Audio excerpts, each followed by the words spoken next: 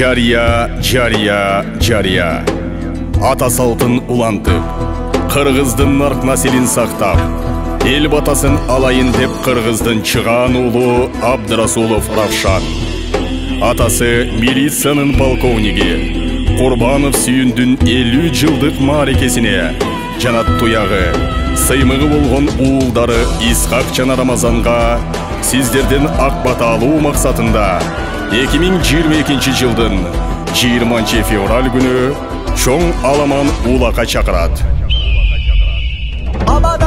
Байгеге коюлган соорундар 10 кой, 10 тай, 1 көкчал карышкыр, 5 төө, 5 автоуна жана акчалай сыйлыктар. Баш байгеге кош сорун, алтын куру жана токулуу ат. Улак калыстардын каттуу көзөмөлүндө өтөт. Тек жана жип салган балбандар жана жерге түшүп улак көтөргөндөргө соорун берилбейт. Дареги Ош облустук Төлөйкөн ат майданы.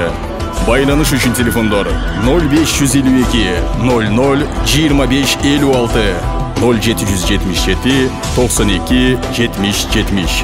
Келип ак батаңыздарды берип кетиңиздер.